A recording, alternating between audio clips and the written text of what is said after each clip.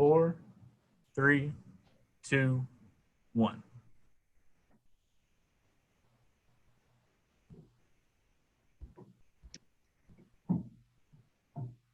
Welcome to Rethinking Delivery, Solving the Biggest Challenges, a webinar presented by Pizza Marketplace and sponsored by SpeedLine Solutions. There's no question that delivery has become an even more important part of the equation for restaurant success since COVID-19 changed all of our lives. Some restaurants may be implementing delivery for the first time, and others are dealing with a huge increase in both takeout and delivery orders. Today, I'm delighted to have two industry experts to provide some of their insights and share their best practices about delivery. Bill Siwicki is the owner of Pizza Works and has over 32 years of experience. He's no stranger to the constant changes and challenges that the pizza industry faces daily. He started his career and continues it with Pizza Works, located in Northeast Ohio and established in 1976. Pizza Works operates 2 high-volume units. He attributes his company's longevity to a great product, immense desire to give back and be a part of community, and his constant improvement to technology. With new challenges that we've never encountered before, Pizza Works is well positioned to grow. Wanting to share those successes, Bill has now formed Pizza Works Franchise Group. Welcome, Bill. Hello, everybody. Adam Shorter also joins us. He's the owner of Cosmo's Pizza. And since 2001, Cosmo's Pizza has been slinging slices to Colorado's Front Range. Since then, this family-owned and operated business has been operated by 4 brothers, won numerous awards for best slice and pizza in the area.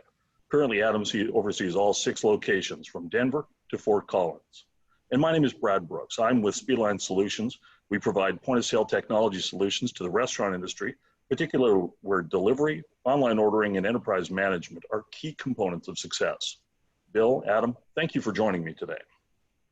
Thank you for having us.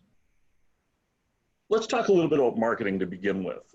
Adam, let's start with you. What marketing tools do you find that are most effective for you in attracting customers, particularly delivery customers?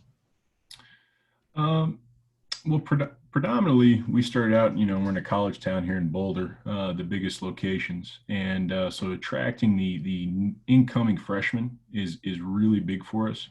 So social media, coupon books, and also we do a slice deal at the beginning of the year to attract a lot of the freshmen. Other things that we do is we have a collectible cup that we give out in all the welcoming packages there at the University of Colorado. And we also do the same thing up in Fort Collins at Colorado State. And just trying to track that, it's an interesting deal just with it seems like every 4 years we got a turnover of students, and a brand new customer base. So those are a couple of things that we do. So Bill, you're up in Northeast Ohio. You've been around since 1976. What are you doing in terms of marketing? I've got to think that you must know most of the customers in your area. We do. We're pretty established. So, gaining new customers isn't nearly as important to us as maintaining the current customer base we have, or just making sure people don't forget about us. So we're constantly out into the community, just trying to stay active. So we do a ton with all of our schools. We sponsor anything we can. We're one of the major sponsors in schools. We still do a lot of guerrilla type marketing. So there's a lot of door-to-door, just going to the neighborhoods and putting coupons in every door. Yeah, we're going out and taking free lunches to businesses, fire departments. So it's just a matter of, for us, staying out there and staying relevant and trying to keep these new people from, taking our market share. I was speaking with one operator. They said that one of the things that they instruct their drivers to do is when they drop off a pizza, if they're not super busy that night, they'll go next door or go a couple doors down and drop off flyers at the surrounding customers in order to attract them, because they're potentially customers that have not had the pizza, and if they have toppers on their cars and things like that, it becomes something that I recognize that brand from going to my neighbors 4 nights a week. Yeah, sure. Yeah. Flyers and direct mail, Adam, you mentioned a lot of the pieces that you're doing throughout the school year. After school has started, what do you do in terms of engaging those customers or potential new customers? We try to get out, and we have an email where anybody can email us and try to do a lot of, helping out different organizations. I mean, we have a lot of student organizations that will request that we provide pizza for their outing. We have, elementary schools, high schools, the college groups. We try to get in with the sports groups as well, sports teams and the directors of, the athletic department, and try to do that. But it's just really with us, it's a lot of word of mouth. Again, the social media plays a big part, and the coupon books that we send out to all the dorms, and that would be probably our hard mailings that we get out to just our surrounding area and our delivery zones. Bill, you attribute the success of your brand to community involvement. Tell me a little bit about what you're doing there. We try to have a really nice circular relationship with anything. So be it maybe schools or youth organizations, we can get them to buy all of the concession needs from us, or like we provide all the pizza for local school districts for their pizza lunch days. We make sure that we're giving back, and we're one of the largest supporters that the schools can possibly have. If it's right now, we're in the middle of a $30,000 sponsorship for one of the schools. It's over 5 years, but it's nice to see a little pizza shop, that name up on the board with like your big car dealerships or something like that. So that's terrific. Let's talk about delivery and branding a little bit. Restaurants that are new to delivery could possibly be using packaging that is plain or completely unbranded. Adam, tell us about your packaging. What have you done in order to sort of, I guess the word, emphasize some of the brand values that you have and the quality of your product? Well, on every single pizza box that we have, on the sides, we have our email or our web address, cosmospizza.com. And one of the things that I think that sets us apart is right at the top of the box, in big bold letters, it says free delivery. We're one of the places, it's hard to find places that are doing free delivery out there right now. Right. Third parties, they have a fee, associated with it. And that's what I'm trying to plug is that, we still have free delivery. We have great pizza, and trying to make it as easy to order as possible. Bill, are you doing anything on your packaging in order to educate your customers about new products, new offerings that you have, coupons, online ordering, things like that? Yeah, the pizza industry is already set up pretty well because we've been doing this stuff for eons. Our boxes have been for decades. They've always had all the information on a website, telephone numbers, stuff like that. Every single month that we do, we definitely put box toppers in the boxes. Not a single box goes out that doesn't have something. It's got to have a menu, coupon, comeback coupons. It's got to have something. That's pretty standard, practice. But yeah, every time. It's standard for pizza. It is not standard across all the rest of the industry. You would also be surprised that it's standard amongst successful pizzerias. It is not standard amongst pizzerias that are struggling or brand new and are trying to get their feet underneath them. We actually have a program through MailShark. I'll give a pump. It's nice. Just every single month, it's box stuff for a program. So we send them in a artwork every month for the next month. And so every single month, you just get your piece coming. And that was MailShark that you mentioned? Yeah. Good. Masks. Let's talk a little bit about that. I have a little story. There's a pie shop that's a bakery. They sell savory pies here in town, and they have custom branded masks that say "Shut your pie hole." Have either of you tried anything like that? I've done some custom branded masks through the neck gaiters through 4Imprint, and it's got the Cosmo's Pizza logo there on it. Gave those out to each of the employees, a set of 3 or 4 so that they can rotate them and they can wash them after each single use. And that's worked pretty well. Seems like it's been pretty good received. Let's talk about the packaging itself for a moment here. Bill, with your packaging, and when I'm talking about things like driver bags, for example, or drink carriers that help to ensure that the product gets to the customer the way that you wanted it to, with that great experience, what have you done in order to ensure that food stays hot, cold food stays cold? You know, pretty like again for the pizza industry, this is a pretty standard practice. You know, we've had hot bags, you know, forever. Sure. Something that we definitely started in on a few years back, though, which is kind of nice, is we carry Hershey's brand ice cream. So now our drivers have little coolers, just over the bag coolers, Right. and so they can put their drinks in there and the ice cream and everything in there. So that's been a little extra added bonus, nice little perk for the customer. That's nice. That's nice. Adam, what are you doing on that front?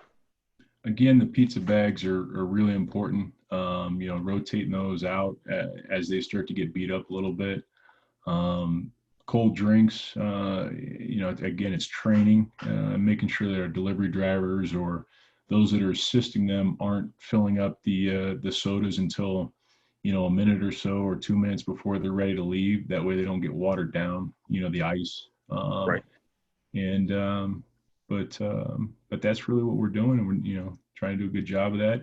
I know that we have and again, trying to do packaging, talking about packaging.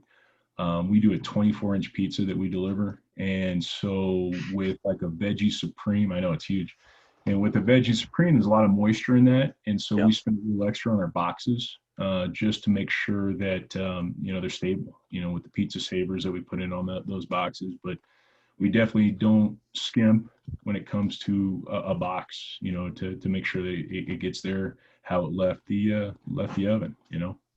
I picked up on something. Sorry, go ahead, Bill. No, it's just an important point Adam makes. You know, packaging in the boxes, they are a very expensive part of the cost. And you really have to figure that into the cost of your product if you want to keep a good quality product going out to your customer. Yeah. You mentioned something there, Adam, very quickly. You mentioned that drinks shouldn't be filled up just before they go out. Now, do you offer fountain drinks at your location? Yeah, we do fountain drinks. We've never done the bottled drinks, but it's fountain free refills if you're dining in with us. It's a casual concept. But again, and I guess going back to the marketing piece, we have a 32-ounce cup, and it's a really, really nice cup. It's a collector's cup that we have two sizes of cup. One's a paper cup and one's this nicer cup, and it's not a cup that people play. You know, they try to collect to save them. We change the artwork. So every time they open up their, you know, their cabinet, they're seeing Cosmo's Pizza. And it's just a constant reminder to those people. I mean, we've got, you know, college students that move all over the country, and they still email us from time to time. Hey, you know, I need to get some more Cosmo's cups. Can you send me, you know, 5 or 10 just because I've worn these out. And, that's neat. Yeah. So do you have special drink trays or carriers for your drivers to ensure that those don't spill? We somewhat. They fit really nicely into the Coca-Cola 2-liter containers that get delivered to us. And so you can put 8 of them right there. Okay. Each delivery driver has one of those sitting in their passenger seat or on the floor. No, it works really well. It's funny that you mentioned that. Adam, hold on to some of that stuff. You're going to want to see that stuff for posterity someday. So keep as much stuff as you can. That's funny. Let's talk a little bit about COVID here. I mean, it's changed all of our lives so significantly in the restaurant industry. Bill, what have you done in order to adapt your service to deal with COVID? You know, I mean, this was a pretty big challenge. One of the things that helped us out quite a bit is we used what's called Jolt. It's an online management app that we use for employees. So we do all of our employee scheduling through there and everything like that. And we use their lists. So one of the nice things we do is we have a pre-check-in list. So they have to check in before their shift starts, you know, ask all the mandatory questions, take their temperature, stuff like that. Right. The masks have been a challenge. You know, it's just people don't want to wear them. We've tried to do our best, but it's not uncommon to walk into the back of the house and kind of see somebody with the mask down or not on. So that's still a challenge, kind of get on that. But they're doing pretty good. We're pretty happy with the staff. I mean, it gets hot in these kitchens, so it's tough. Yeah. Adam, how about you? What are you seeing? Well, we've definitely changed. I've decided not to do the dine-in. We do a fast casual, and if they want to, we do some patio seating at our different locations. You can come in, you can grab the slice. You have to have your mask on, and then you can go sit on the patio. Just to try to continue to keep things safe. The masks are definitely, they get hot. I mean, it's a tough deal. And trying to just create as many breaks for the employees and the staff as possible. Trying to, and one of the things I do is, I'm sure a lot of places do this. It's only one staff member on break at a time. And so if they decide they want to go grab a bite to, want to eat, they can eat in the dining room, take their mask off, go outside. And just trying to, just rotate them out. And so that, again, that when they do have their mask off, they're more than 6 feet apart. But it's been a challenge. It's been a challenge, but just like anything, I mean, you got to adapt, improvise, and overcome. And that's what, if you're going to stay relevant, you got to continue to do that and evaluate every day, how things are going and being able to change. I mean, I know everybody, particularly early on, all this information coming out every single day, it was like you were pivoting every day and getting flooded with information from the staff, the employees, and their concerns. I don't want to, I'm not trying to make go ahead, Bill. Just a point on Adam there. I think a lot of it that's helped is just the human nature aspect of it. I mean, all of our employees, they're humans, they're our teammates, they're our lifeblood. So really trying to have a little bit more understanding on how they feel, and even emotionally and physically through the whole ordeal. Something as simple as, in past summers, you walk into your kitchen, you're like, why is the air conditioning cranked down so low? Right. Now you're maybe a little bit more apt to be like, all right, just let it go. These guys are hot. They're working hard. It's extreme, conditions. I don't want to take this to a political area, but I do want to ask a question. There's been complaints that some of the government assistance that has been provided to employees has acted as a disincentive for hiring and retaining employees. Have either of you experienced any of that in your stores? Bill? I personally haven't experienced a ton of that. Maybe one or two people early on. I know that I got, and I'm sure everybody did, just the unemployment papers that came through, probably multiplied by about 1,000 for me. I mean, typically in a general month, I may get one or two, where during, those heavy months, I was getting, 15 or 20 a week. That was difficult. And a lot of them were, still, staff and teammates that were with us, and they were just, we had to trim back some of our hours, and they were just trying to compensate for lost pay. But again, just what Bill and you guys were talking about, it's listening to your staff, talking to them. I mean, we do slices, and there was a couple of locations that, we just pulled slices for about a month, 2 months, until they felt good, comfortable to do that. And I was fine with that, because you can't, trying to force somebody to do something that they're not willing to do it's not a smart move, particularly when you're not there, and you expect them to run that location as if, they're the owner. And that's what I like to, instill upon them. If you guys make a decision, go with it, and if you can justify it, then how can I fault you? Because I don't want people, overthinking stuff or not reacting because it's, because they're thinking of what I'm going to think, what I'm going to say. Right. We're going to do a quick poll here. So the question is, well, we're going to talk about third-party delivery in a moment here, but do you use third-party delivery? So I'm just going to open up the poll here. I've launched the polling, and you should be able to see it on your screen, and you can go ahead and answer that. We'll leave it open for a moment or so here, so people can respond. We've got lots of responses coming in. So let us know how you where you fall on this, whether or not you use third-party delivery. We've got lots of responses that have come in here. I'll close it off in a second, and I'll share out these results here in just a moment. Question, Adam and Bill, can you still see the screen where it says poll on the screen, or have we gone to another screen here? This is the first time I've used the polling, so I'm just checking. I saw it. I minimized mine. Okay, good enough. I'm going to end the polling here, and we'll share those results in a moment here as we continue. Bill and Adam, I talked to you briefly about this beforehand. Adam, you decided not to do any third-party delivery. So tell us a little bit about what went into that decision for you. Well, I mean, we've been around since 2001. I know it's not as long as Bill, but we've had delivery, in-house delivery ever since then. And when this came around, in the technology, we definitely investigated it, looked into it, and decided that at that point it just wasn't for us. I know that they've come a long way even since it began.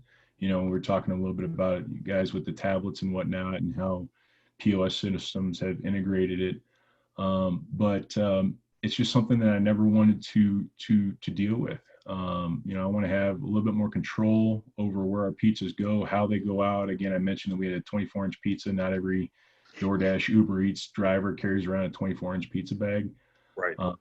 And I don't know how far out those things go. I try to keep, I limit our delivery area to about 8 minutes delivery time maximum from each of our locations, where I'm not sure that they care, about that. Not to mention the fees that came along with it. I felt that, the fees, I'd like to keep a little bit more of those profits, for us, Sure. and the staff and our organization. That makes sense. Bill, now you've got a different decision. You've made a different decision. You've gone with Grubhub as one of the providers for you for third-party delivery. What's that experience been like for you? We did. We were probably one of the first ones in our area that tried it out. It was really tough the first nine months, and it's probably been in our area about 2 years now. Okay. First 9 months service was just horrible. I mean, they'd show up 45 minutes later to get their, pizza. And so I, told Adam earlier, I think he dodged a bullet there, because it's all about service. Yeah. And so we definitely encourage our customers to not use the third party. We still have it. We want them to use our service. But one of the reasons why we did do it is we do have a lot of customers on our outlying area that are really big fans, and they just want the product. So kind of, appeases them a little bit. But Adam's right. Sometimes they go like really far. I mean, they'll take, pizza deliveries 20, 25, 30 minutes away. Question of quality certainly is a huge one there. You're using SpeedLine, and you mentioned beforehand when we were chatting that you have this integrated with your SpeedLine system. So orders come in to Grubhub, they go through a company called Chowly, and that automatically inputs the order into SpeedLine. Does that order look exactly like as if you entered it yourself, or are there major differences? Yeah, no, it's identical. There's some other jargon on the ticket, but it doesn't affect us. They make tickets in the quality station. Still, the juice is there, so we get everything we need off of it. Nice. There's restaurants out there that are dealing with 6, 7, 8 tablets that they're trying to manage. So using a service like Chowly, integrated with point of sale, is a huge piece to look forward with. Yeah, if you're going to do these results, go ahead. If you're going to do third party, it's worth it. I mean, it's not much money. It's only like about $30 per location, so it's worth that hassle of not having your employees, the human error, them not screwing up and putting an order in. There's human error. There's also the labor costs. I was speaking with a group. We estimated that their cost per store was about $24,000 a year just to have people enter in orders, because they were receiving so many third-party ones. And so for them, the cost saving was immediate. Yeah, and picking up that tablet and putting it into your POS it's not as easy as answering the phone. It's just, there's more labor into it. You're grabbing it, you're unplugging it, you're taking it over the phone. It's not user friendly. Right. Poll results: about 65% of the attendees have used or using third party. 35% are not. So it's not scientific by any stretch, but in that minute and a half we had open, we had about 40 people respond to that. So that's pretty interesting. Hiring retention. Let's talk about what qualities you look for in a driver. Adam, why don't you talk about that first? Well, I mean, a sense of urgency, I think, is a quality that you'd want in any employee, and particularly a delivery driver.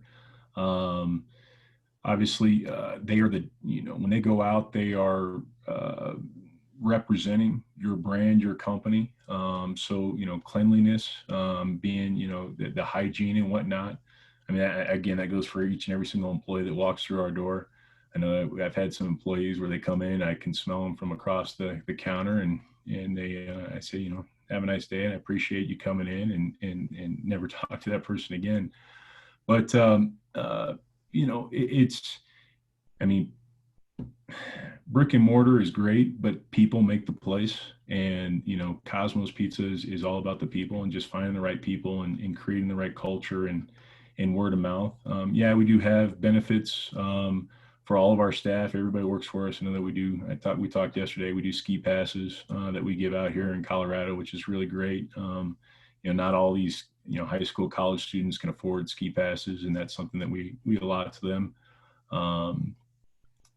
But hiring is really asking open-ended questions. I can't get that across to our management enough. It is really get to understand these people, get to know them, ask open-ended questions, not yes and no, and just see how they react. But if you get a person with a good attitude, good work ethic, a little bit of, obviously the attention to detail, but a sense of urgency, those people are invaluable. Bill, for your drivers, when you are hiring them, how do you pay them? Do you pay them per mile? Do you pay them per delivery? How do you break that down for your drivers? They get paid an hourly rate plus their tips, and $1 per delivery they take. Okay. And Adam, you mentioned that you don't have a delivery fee. So how do you compensate your drivers? So we also do an hourly rate. They get to keep all of their tip money, 100% of their tip money. And I find that because we don't have that, or because we have free delivery and not the delivery fee, that a lot of people tend to tip them a little bit more, because they don't assume that delivery fee is going to the driver. And I get a lot of drivers that like that. I know that there's a ton of different ways to cut it. I know that the big corporations do it a different way. It seems like everybody's got a little different way to do it, but yeah, the hourly fee, they get to keep 100% their tip money, and it seems to work out pretty well for us. Bill, where do you advertise in order to find employees in general, but specifically drivers? We start first off with our staff. Most of our hires come from within, so they're referred from current staff. So obviously we have to take care of our staff to start with for them to even want to refer people, because hiring delivery drivers, as anyone can find out, is pretty tough. People, our drivers use their own cars, and so people have this stigma that driving their own car is just, they don't want to do it. We also advertise. When we do advertise, we go through like social media aspects, and we advertise. It's a high rate. Our drivers make 14 to 20 bucks an hour. I think it's hard to believe for a lot of people, but they really do make that much. And so the biggest thing we probably do is make sure that we just keep the drivers. So once they're there, they're usually referred by another employee. They're making really good money. We treat them well, and make sure they stay. So we don't have to advertise a ton. Good. That's good. It's interesting, as you've been talking, for both of you, there's a real sense of culture that you've instilled and that you talk about. You talk about the community involvement. And I can see all of those things coming together in terms of going and looking and finding employees and making that a much easier process than if you had to have a cold start where people didn't know you. They maybe only knew you for your pizza, not for your community involvement, not for how you think and care about your employees. As I have hired teams, both in the restaurant industry as well as in technology, I've hired teams in sales. There are some common traits that I look for amongst employees that I'm hiring that are going to be dealing with the public or dealing with a customer, for example. And one of the things I always tell them, I want you to be yourself, and then I want to create like I like great personalities, and I try to tell them, like, I don't want you to talk like me. I want you to talk like you. Like, just be yourself through all of this. I give them standards that I want them to achieve, but I also want them to like shine. How do you train people to do that? Adam, let's start with you in terms of creating a sense of, I would say, a fire within to serve the customer, as opposed to here's a list of things I want you to say to every customer. Right. No, I think it goes back to when you're hiring, and when you're hiring, you're looking for certain characteristics in people. Whether they're talkative or not talkative. And I agree with you 100%. Don't give them a list. Please and thank yous go a long way. I say that over and over again, as much as we can do that. But I think a big part of it is simply hiring good people. And when you get them in there, you kind of evaluate them. I feel like every day is an interview. It's kind of what I tell staff, is that every day is an interview, and that every day you go in there and you're trying to be your best possible self. And as a manager or as a GM or even the owner, you got to evaluate your staff and try to put, everybody can't do everything, and trying to put those people in the best possible position to be successful. If you got somebody who's an introvert but does a great job, watching the pizzas and cutting slices, put them in to do that. Don't put them at the cashier position, Right. or if you got somebody who's very talkative, and we all have them, and very personable, hey, put those people out front, and try to do that as much as possible. And really, again, everybody can't do everything. Evaluate your people, evaluate your staff, and put them with their skill sets in the best position to be successful. Because we all have, we have at Cosmos, we got people work up front to register the slices. We got cooks, we got ovens people, we got delivery drivers. And if you're working the ovens, you don't really have to talk to anybody. And if you're quiet and kind of focused, and put that person in that position, they're going to be successful. And that's what we try to do. I mean, we have a lot of people on our staff, but just kind of, again, focus on putting them where they can be successful. Bill, for training, what would you do? So you hire a new driver. Maybe let me ask a separate question first. Do you see a big difference between the quality of the people that you have as drivers and the way that they're trained, and what you see coming in from third-party delivery drivers? Oh yeah, most definitely. Yeah, I'm thinking the third party. I think as long as you have a pulse, you probably pulse in the car. Yeah, you probably have a job.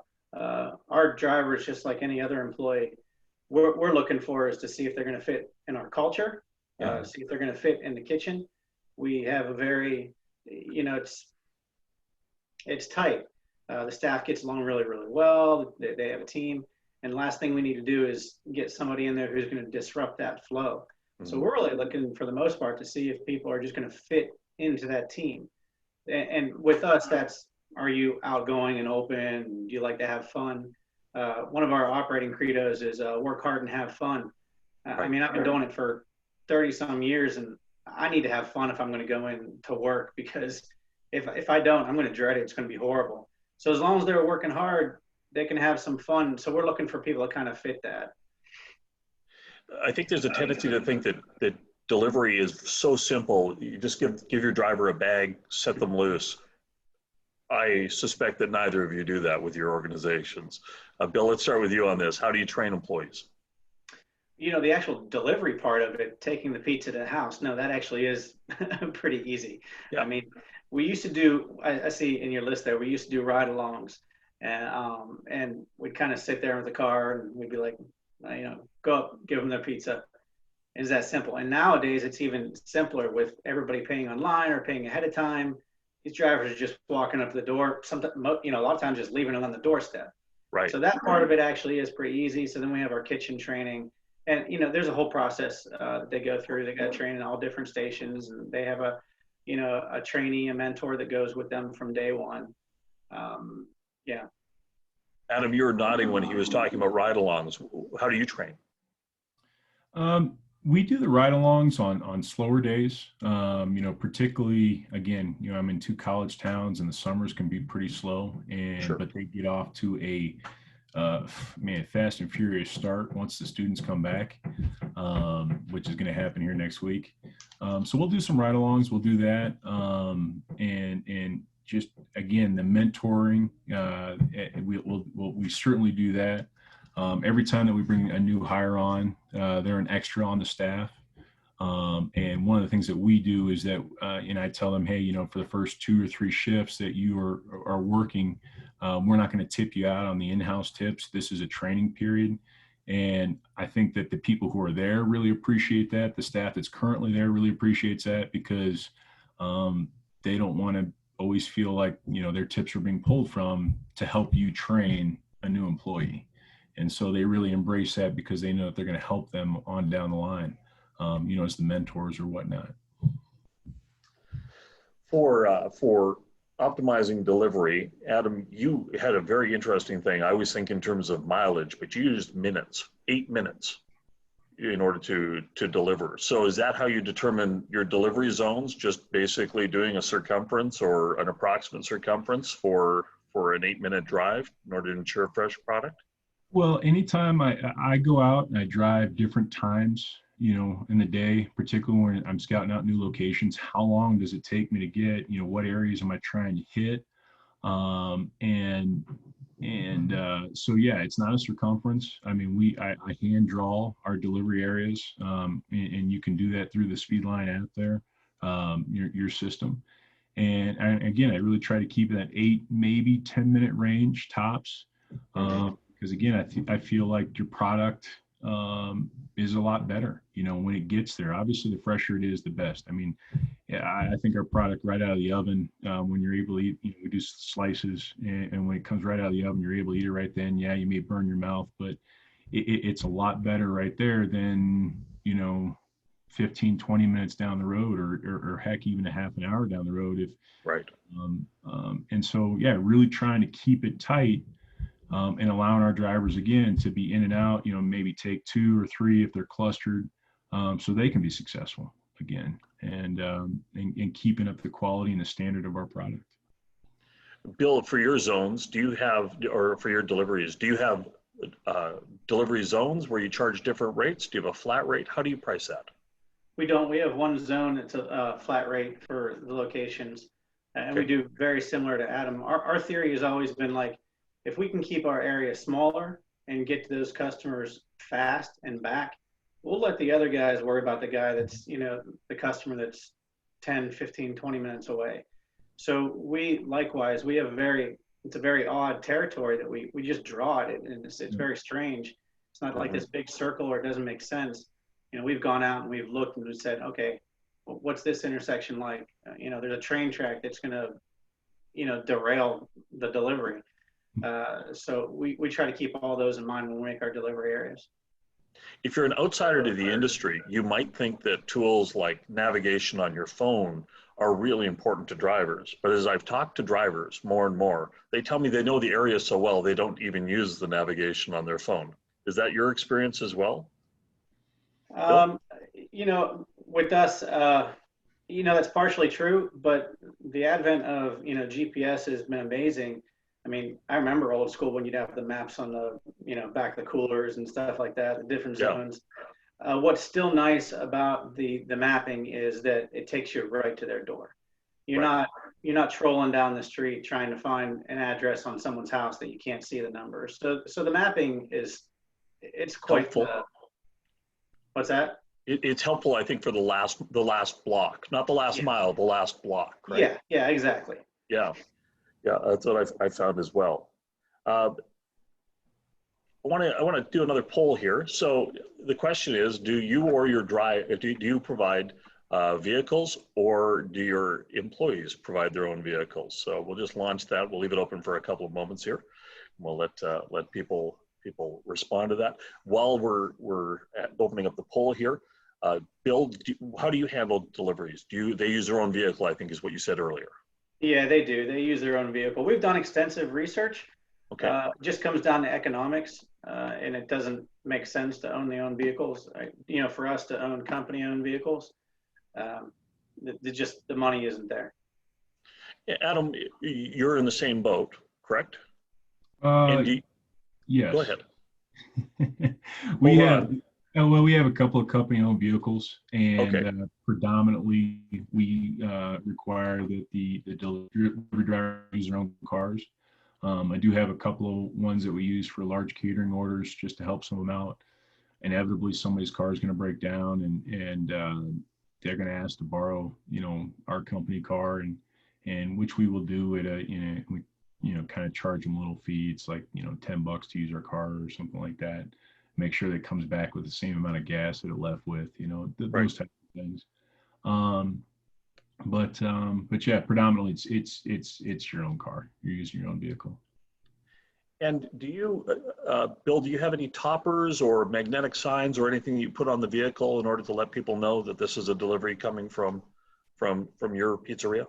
Yeah, we use LED toppers on the car. Okay. They have nice soft magnet that doesn't scratch the top of the car. Yep. Years back, these magnets would just scratch the heck out of top, Right. people's cars. But nowadays, they're pretty nice. Okay. And Adam, do you have standards? And you mentioned your standards in terms of the employee when they come in and having proper hygiene and so forth. What do you have in terms of requirements for the vehicle? Do you expect it to be clean and washed, or you live in areas where there's snow? You're going to have salt all over cars in the winter, so I can imagine it gets kind of nasty. Colorado doesn't use a whole lot of salt. They throw sand down, and it makes it kind of I don't know worse. if that's better or worse. When I lived back east, the roads seem to be a lot better. But the sun comes out. You may have a snowy day here on the Front Range for a day or two, and the sun comes out and melts it all away. So, but as far as it is, requirements for the car, yeah, obviously we do a walk around and make sure the car is in working order. Headlights, taillights are all working. Nothing, seems, proper tread, whatnot. And that's all part of our insurance that we have to do and maintain, which is another fun thing to do. Pulling up MBR reports on your delivery drivers, which third party you don't have to worry about. But we have had, again, we have large pizzas, and sometimes when you have that smaller car, you're going to miss out on a bigger order, larger catering order, because you just simply can't handle it, the size. And so, but as far as, requirements, no, we don't necessarily have that with our drivers. Yeah, we do a check every 6 months, like clockwork, on their insurance, make sure their insurance is up to date, on their license, make sure they stay under 2 points. But the same way, their actual vehicle, no, we don't actually check it. Okay. I got a question for you there, Bill. It sounds like you're doing a little bit of half and half, part in shop, part third party. How do your in-house delivery drivers like that they're, kind of losing out on potential deliveries to a third party? I don't think they seem to view it that way. At least I don't get that impression in the store. Those orders that come through, they're just used to it. So I don't know. I just don't think they view it that way. Cool. Sharing the results really quickly here, there's 96% or 24 out of the 25 people that responded there say that their employees provide their own vehicles. So that's interesting.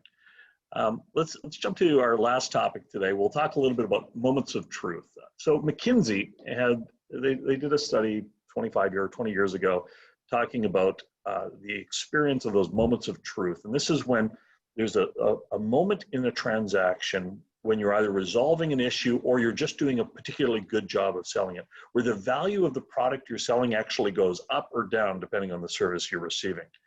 And we kind of talked a little bit about this before, but let's talk about errors. So all of us have dealt with inaccurate orders as a customer and as a person selling product. In store, it's really easy to deal with, but when you're 8 minutes away from the store, what do you do what are your drivers empowered to do if there's an issue that they discover at the doorstep? Adam, I'll look to you first. Well, I mean, our drivers are empowered to do whatever is necessary to resolve it. I know that one of the toughest things is to get the drivers to remember to take, whatever it is, drinks or a side of this or ranch, anything except for the pizza. They always remember the pizza, but sometimes they'll forget those things. Sure. And they have the power to, to offer, discounts or to call it back. But inevitably, at the end of the day, if the customer really wants that, then it's their responsibility to come back, grab it, and take it back to the customer, which never really goes. I mean, it goes okay, but delivery drivers wasting time on the road. But they're able to, whatever they can do, to help out the customer and make the customer happy, they have the right to do, with us. Right. Pardon my spelling error there with request. I was typing fast. What do you deal with a special request? When a person calls in with a special request, either in terms of delivery or in terms of preparation, Bill, that's one of those things that you're going to deal with at the point of order. But when you have the special request, as Adam said, and you have a customer who is unhappy with the way that they've received something, your driver, do they just call back to the store immediately, or do they handle it themselves? Most times with us, our experience is the driver doesn't really even get presented with it. If it's a special request or something like that, the customer's usually taking their pizza or whatever it is, they're going in the house, and they don't even realize it until the driver's already well been on their way. And so that's when they're calling the store. That's just our experience. We don't get a whole lot of face-to-face, complaints or, concerns right to the driver themselves. Actually, we don't get that many of them, on the phone or to us anymore either. It seems like it goes straight to social media, anymore, which is a whole nother challenging talk. Of course, yeah, that'll be the next. That'll be that'll be a future webinar. We'll talk about how to deal with social media. We'll all learn something. We're going to open it up to questions here, as we've got a number of questions that have come in, which is always wonderful. I'll rattle through a few of these. Sylvia has got a question. How do you encourage customers to use your system of delivery? And I think that what they're referring to there as opposed to the third-party one. So for you, Bill, what are you doing in order to bring those customers and turn them from a Postmates customer or a DoorDash or a Grubhub customer and turn them into one of your customers? We have a couple different parts that we go on that. One would be our advertising, where we're constantly pushing people to our website, pushing them to order through us. So we never advertise that we do third party. We've never advertised one time that we do Grubhub. If a customer finds us on Grubhub and orders through, from us, that's great. But we're never going to push anybody towards that. So that's number one. Number two, if somebody's calling into the store and they have questions about delivery or something like that, we're encouraging them to try to take their deliveries with us or to go online to our website. So basically, we don't talk about the third party to our customer at all. We try to avoid that. We keep the Grubhub and we let the customers use it. If they find them on Grubhub, that's great. We'll make them great pizza, but we just push people away from it. Okay. A question about chargeback claims comes from Ed. Have you seen credit card chargeback claims go up or down when you're using a third party? This is for you, Bill. No, the way the third party works is we're paid directly from Grubhub. This is one of the things where you wonder how a third party makes any money, because if the order's screwed up, the driver takes too long or something like that. Let's say the driver takes too long. Grubhub will refund the customer, but they still pay us. So Grubhub is our customer. I know you want to say the end customer is ours, the person who placed the order for the pizza, but Grubhub is our customer. So we get paid by Grubhub regardless of what happens. So no chargebacks ever. We just get the money dumped on our account like it's a credit card every day. Adam, when you say hourly wage for drivers, is it a full minimum wage or is it a special rate? What are the regulations there in Colorado? Well, it's up to us, and I know that certain shops where we have delivery drivers, particularly that work during the day, we pay them a minimum wage because they end up helping out with a lot more of the in-house stuff, the little bit of prep that we do.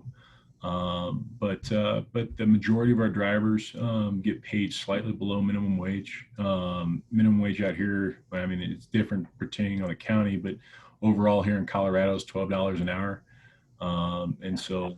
About $1 or so less. I know, it's crazy, right? And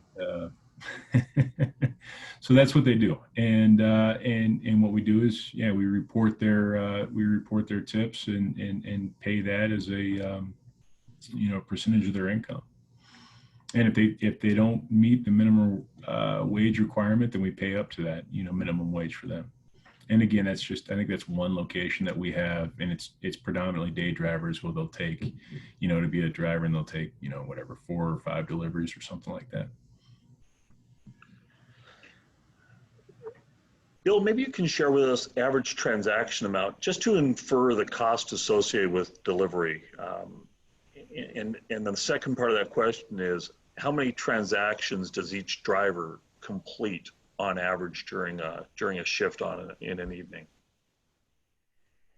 Anywhere from 15 to 20, they're able to get out. We don't let them take more than 3 at a time. Okay. We just minimize it, minimum of that. So yeah, 15 to 20 is about the max they're going to get out. An average transaction size, you're in that $20 to $30 range, or are you a little higher? No, they're probably about $24 for our average sale for delivery. Okay. And they're probably averaging about $5, per delivery in tips, plus their dollar, per delivery they're taking. And we pay minimum wage, which, Ohio is considerably lower than Colorado. Okay. $8.70. Adam, is that consistent with what you're seeing as well? I mean, obviously, just like anything, it depends on what day you're talking about. I mean, a Monday is going to be different than a Friday, and a day is going to be different than a night. Right now, what we see, and particularly pre-COVID and even during COVID right now, is that our day deliveries tend to be less in number, but higher in volume. We do a lot more catering type orders during the day than we do in the evenings. And then our evening numbers tend to be, our average delivery in the evenings is probably between that $30 to $33, $34 range. And drivers will take anywhere, and again, Monday through Friday, we're talking the lows, they'll probably take that 15 deliveries, and the highs, I mean, I've seen guys on certain nights be up in the mid 40s, which is just, it's and we're running a lot in some of those. We're running a lot of drivers. We'll have anywhere from 5 to 9 drivers on some of those nights where we're really just cranking it. Okay. Dave has got a question, and I'll direct this to you, Bill. What software do you use to manage logistics of managing drivers? Is it in-house or off the shelf? Repeat that again. What software do you use for managing the drivers? So, in-house SpeedLine. You use SpeedLine in-house, and you're using the SpeedLine in-house as well, Adam? Yeah, SpeedLine does a great job. So yeah, I've just dug into some of the new features. I love that, and we haven't used it yet, but that it'll email the customer and email the directions to the delivery driver as soon as they dispatch out. Adam, do you use that? I've used that in the past, and what I find is that sometimes on our very busy nights, that customer will get their email and they may be like what you're saying, that third person in line, and they end up calling back and being like, "Hey, I just got your email. Why aren't you here within 5 minutes?" They think that everybody always thinks that they're the first person in that dispatch. right. So again, works awesome. I think it's a great thing. The customers love it. It only bites us on that, busy night where it's the third person in that line. Do you use the features, either one of you, for establishing when a driver will be back? So you assign the deliveries to them, it optimizes the route, and then it will tell you approximately what time that driver will be back, so you can plan future deliveries. Are you leveraging that in store? No, I'm not. You're not? I do. We do, particularly on a couple of different ways, honestly.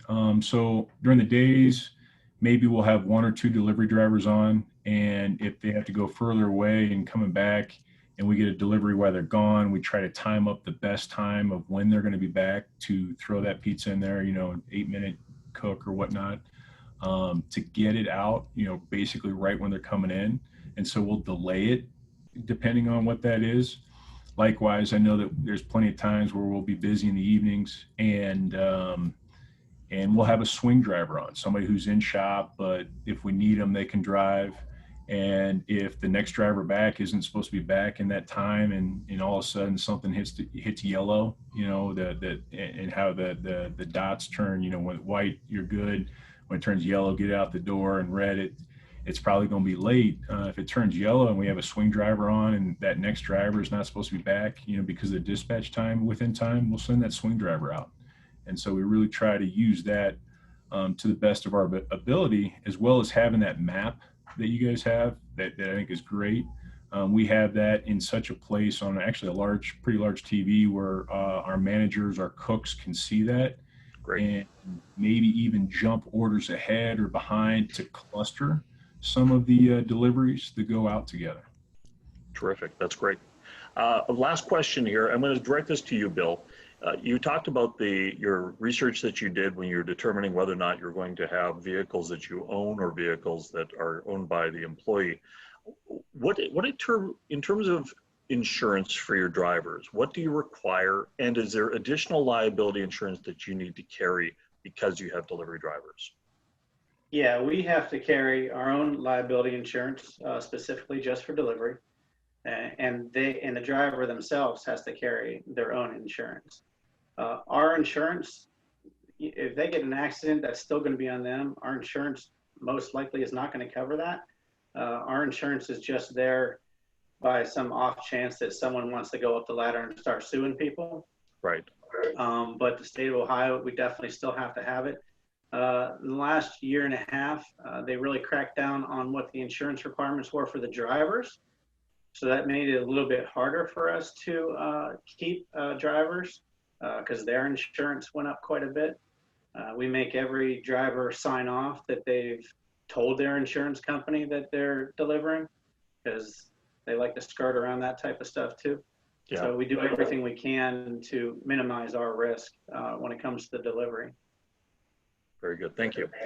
I want to thank everybody for all of the great questions. I'm sorry that we didn't have a chance to get to all of them. That's often what happens. But Bill Siwicki from Pizza Works and Adam Shorter from Cosmo's Pizza, I want to thank both of you for sharing your insights on this industry. It's been a challenging time, and I appreciate you taking this hour out in order to help the rest of the industry. So thank you for doing that. And thank you to Pizza Marketplace as well for coordinating this event. It's been very informative. Thank you. Thank you. All right. Thanks for having me.